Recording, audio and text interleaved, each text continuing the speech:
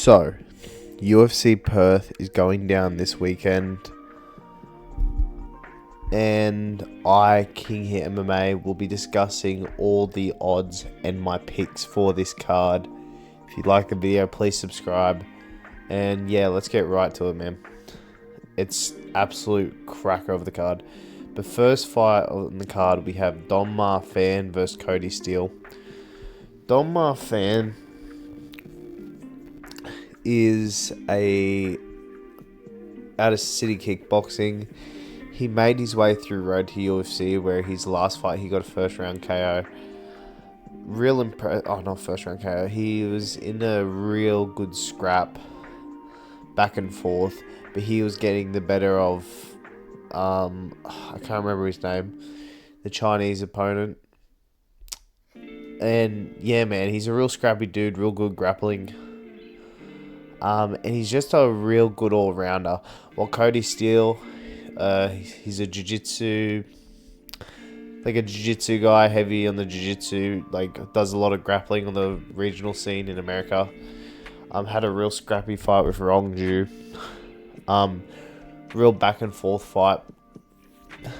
I'm going to go with Don Fan. I think he's just a better all-rounder.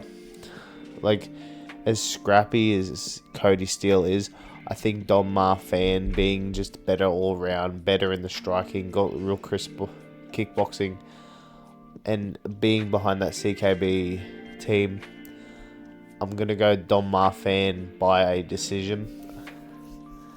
And yeah, Don Fan's $2.70 and Cody Steele's $1.50. So yeah. And for the next fight, we have Jonathan McAuliffe versus Themba Gorimbo. So fun fact about Jonathan McAuliffe, I've been watching McAuliffe since his very first amateur debut. Jonathan McAuliffe, very scrappy sort of grappler. When he's striking, he's real scrappy, real wild. Will do some wacky stuff. Tries to keep it composed, but he's always just a bit overreaching, a little too much. But he's a great kickboxer, sort of grappler, man. He's real nasty with that check left hook, and when he gets to the ground, that's where he really shines. His ground game is second to none, and man, it's just there's nothing like it, bro. Jonathan McAuliffe, he did have a real tough go against Oban Elliott, but when Oban Elliott tried to take him down, Jonathan McAuliffe just got on the back, sunk that rear naked in, and choked him out. And Jonathan McAuliffe is a good kickboxer as well. He beat Kevin Jose. Even though Kevin Jose is not in the UFC anymore, I still rate those two wins, especially the Oban Elliott win. Themba Gorimbo, I don't really rate Themba Gorimbo. He's lost his last two. That being to Jeremiah Wells, who isn't that good, and to Vicente Luque, he got dropped and then submitted. And the last two people that he beat was Nico Price. Oh god, he fucking went to a decision with Nico Price. That's pretty bad. And he decisioned Ramiz Brahimaj, who we found out isn't that great. I'm going to go Jonathan McAuliffe by a second round KO. I just think Themba Gorimbo's overrated. And, I don't know why The Rock supported him. But yeah, I'm choosing Jonathan McAuliffe by a second round KO. Jonathan McAuliffe is $1.40 and Themba Gorimbo is $3. Now, for the next fight, real, you got to be real ball knowledge sort of guy to know this fight. So Ben Johnston was a Muay Thai world champion, has been kickboxing all around the world, decided to start an MMA career 5 to 6 years ago. He's been on Eternal for a bit, and he's stepped away from it for a while now, nearly 3 years now, and he's got 4 submissions on his record, but he is a really good grappler, but he is more known as a kickboxer. It's just these guys trying to take him down, making the mistakes, and Ben Johnston is real clean with the grappling as well. But he is known as a kickboxer, but he has been away for 3 years. This is a short notice call-up. And for Wes Schultz, I wasn't impressed by his performance. He just basically pulled guard against Damien Big Dog Penis. Raw Dog Penis. But yeah, bro, I'm going to go Ben Johnston. He's the better kickboxer. He's the smarter grappler. I'm going to go Ben Johnston by round 1 TKO. I just don't think Wes Schultz is that guy. So Ben Johnston is $1.65 and Wes Schultz is $2.30. So yeah, that's my pick. And for the next fight, we have Colby Thickness versus Vince Morales. Colby Thickness comes out of the Volkanovski camp. He's real sort of a scrappy sort of striker. Pretty clean actually when you look at his style. I'd say he's more effective in the kicks. He actually looked better in his Alexandre Topuria loss than in his Josias win. He stepped up on short notice against Alexandre Topuria. Had some success in that fight, but overall got out, just a little outclassed, obviously being on short notice. In the Josias Musasa fight, he did show he had some really good grappling. And yeah, that got him the win. And Vince Morales, I don't really know what to say about Vince Morales, besides he has lost every fight he has been in the UFC. Losing to Taylor Lapilus, not that great of a fighter. Losing to Elijah Smith and losing to Roy Roses Jr. as of recent. But to be fair to Vince Morales, he gives all these guys a tough fight. A bit for, I'm not going to go with a guy who's never won a fight in the UFC ever. So I'm going to go Colby Thickness by decision. I think I've been hearing things that Colby Thickness has been going to Thailand to sharpen up the striking. So I think he's going to be sharpen up the striking, make it a bit more cleaner. And I think he's going to get Vince Morales to the ground and just control him. So yeah, Colby Thickness by decision. Colby Thickness is $1.80 and Vince Morales is $2.10. So yeah. On to the next fight. We have Jacob Malkoon versus Gerald Meerschaert. Coughing Baby versus Nuclear fucking Missile. We've got Jacob Malkoon. Jacob Malkoon, a bit of more known as a smudge grappler. He took a while off. Beat Terrence Finney on the last Sydney card. Beat the shit out of him. Should have finished him, but, it's whatever. And then before that, knocked out Petrosky with his hip, but was going good before that. He's usually known as a smudge grappler, but has done, his striking has, evolved, I think.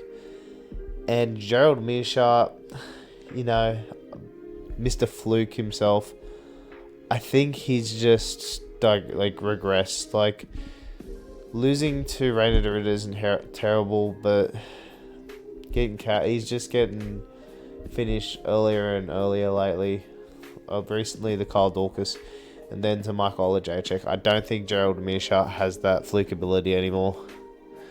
So I'm going to go Jacob Malkoon by a round 1 TKO. Jacob Malkoon is $1.10 and Gerald Meerschaert is $8. So yeah, that's my picks. On to the next fight, we have Junior Tafa versus Kevin Christian.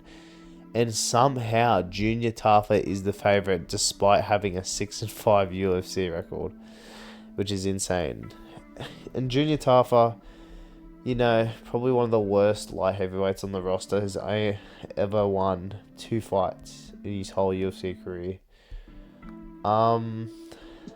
He lost to Tukos Takos. That's probably when he should have been cut. Then lost to Billy Elikana. But Billy Elikana, he did drop him. Was looking good. He's looked good in all his matchups. He's usually ahead on the split call cards. He then gets done by usually a submission. Or gets ground and pounded. And he looks impressive. He just doesn't know how to defend the takedown.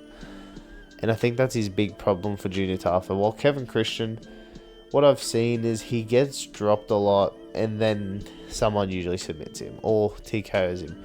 Kevin Christian doesn't have much of a... He doesn't have much of anything. He's good off his back, and he's got some decent grappling.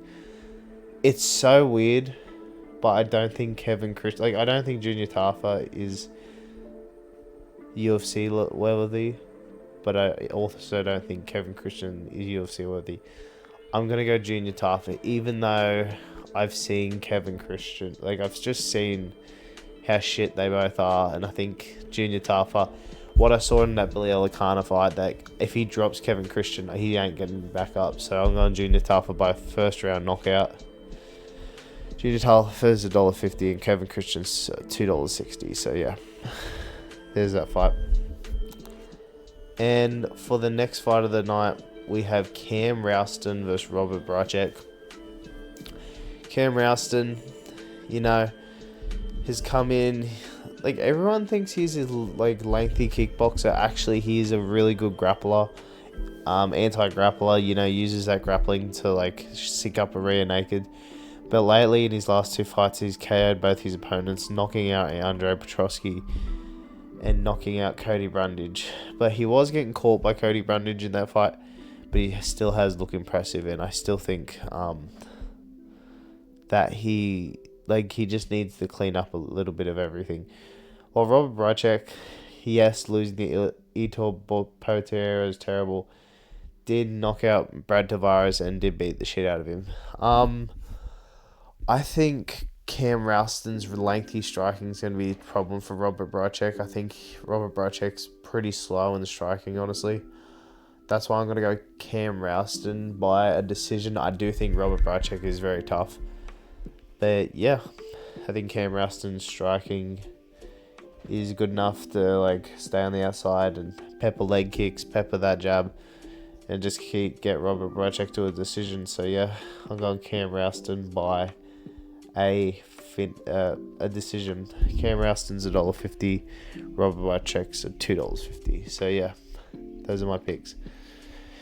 And onto the main card, we have Bam Bam Tai Tuivasa versus, oh my days, it's Louis Sutherland. You know what?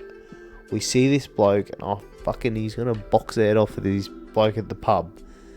Nah, mate. I think the thing about Tai Tuivasa, bro, he is on a 6-fight losing streak. And he's just losing by usually TK on the ground or getting out grappled. But Louis Sutherland is 0-2 in the UFC. I don't even have to explain the fighters.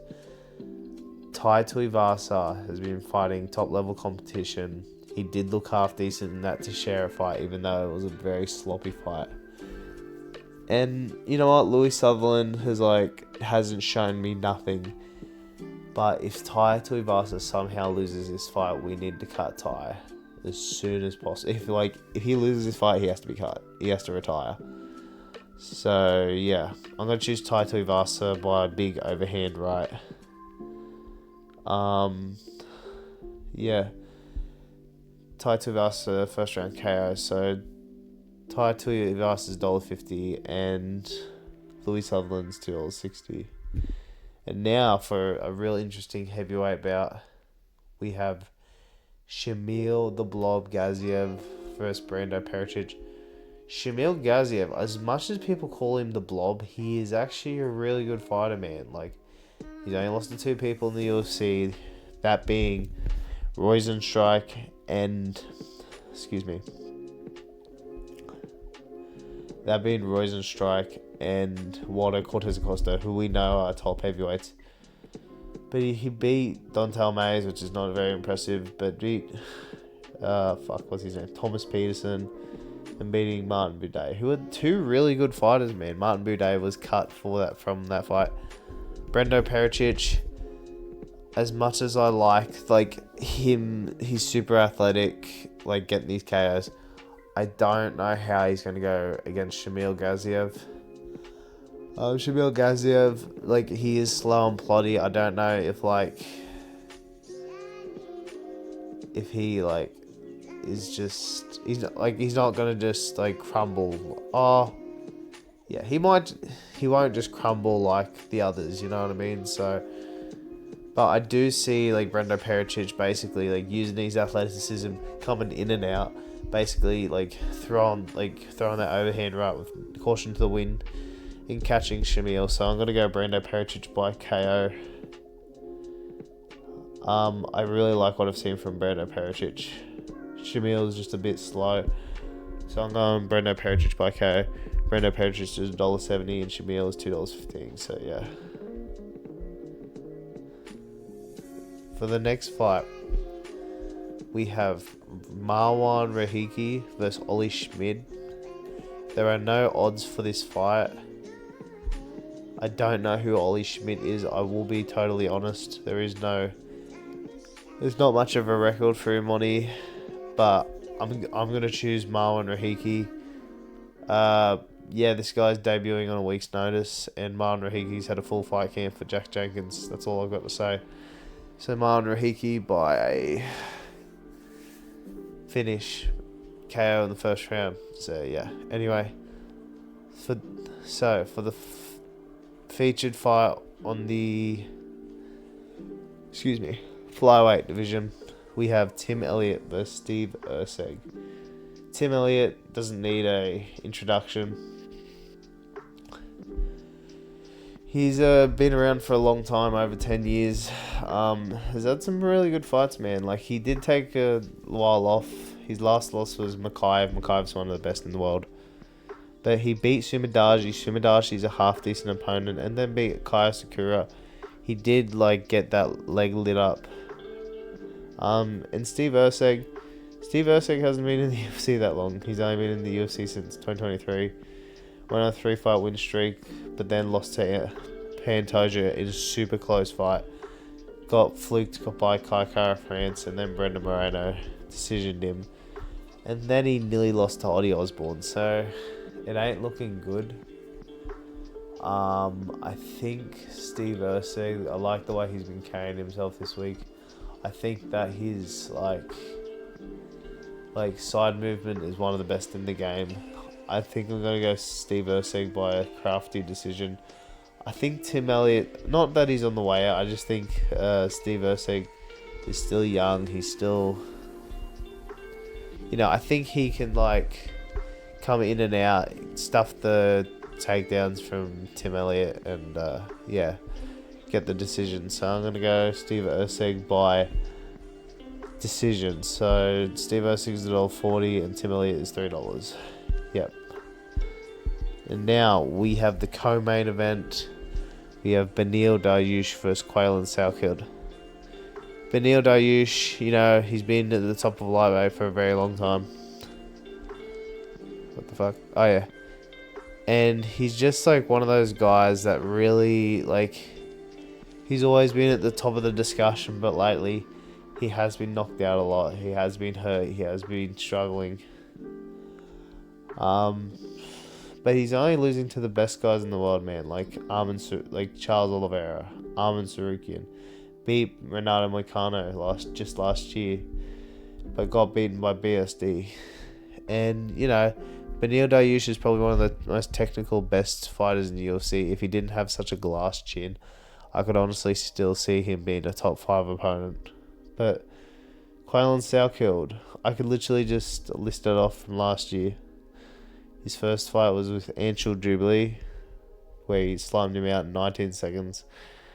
Then he decisioned Yanal Ashmuz. Ashmuz was like a good test for him to like use all his weapons. Then he did the short notice fight against Hasparat. And then he submitted Jamie Malaki in under a round. It's super impressive. It's a good step up for Quaylen. If Beneil is on his way out, I'm glad that it's Quaylen Salkeld that's going to get this opportunity to get into the rankings and get higher and higher. I think Quaylen Salkeld, And also, Benny's just been knocked out too much. Like, way too much. It's just insane how bad his knockouts have been. So I'm going Quaylen Salkeld by a round 1 domination, however he wants. I think he's going to KO Beneil. I think Beneil's chin's cooked. But yeah. So, Beneil Dariush is $4.70 and Quaylen Salkeld is $1.20. So, yep. And for last but not least, we have Jack Della Maddalena versus Carlos Prates. This is such a cracker main event. This whole fight card is like actually really good, man. Because like Jack Della Maddalena doesn't need no introduction. The former welterweight champion of the world. Oh, did I do the odds? The odds for Beneil Dariush is $4.70 and Quaylen's $1.20. But yeah, back to the main event. This is such a cracker card, bro. Like, everyone's can't choose between JDM and Prates. Prates is like such a hard power puncher, while Jack Della Maddalena, super crisp in the boxing. He catches you with a nasty combo. You are gonna like do the chicken dance like he did the Randy Brown and Gilbert Burns and Basil Hafez. But otherwise, as he was the champion before he beat Bilal Muhammad, which is a really tough fight. Then his first defense is fucking Islam Makhachev, which is crazy. And since then, he's just been training hard at Scrappy MMA, which is one of the best places to find MMA fighters. So yeah, real easy. And Carlos Prates, out of the fighting nerds, his first fight, I thought it was Li Jiang, wasn't it? No, so like, I knew him through Li Jiang. Then he slimed out Neil Gary, barely touched him, lost him Ian Gary, and then beat Jeff Neal and Leon Edwards, all in brutal KO. I think like he legitimately, like, I think JDM's boxing is crisp enough to like keep Carlos away, punch that jab out, punch the body, throw a few kicks, and then like circle. But I think Carlos Prates is just so fucking powerful. Like, if he hits you right on the button, it's lights out, even for JDM, who's got such a tough chin. This is really hard, man. Like, really hard fighting. It's a bit of a coin flip, but I'm gonna go with a little bit of bias. I'm gonna go JDM. He was a former champ. He might have lost to Islam, but losing to Islam's like no shame. I think JDM's gonna take Carlos Prates to a nice crafty decision, and we're gonna see JDM back in the title picture. But yeah, it's basically even odds. JDM's $1.90, well $2, and Carlos Prates is $1.80. But listen, this is a crazy card. So many named Perth UFC fighters, and yeah, man, I don't know how to explain it. It's sick. But listen, if you like the video, please like and subscribe. I always appreciate it, and I'll see you all later. Bye.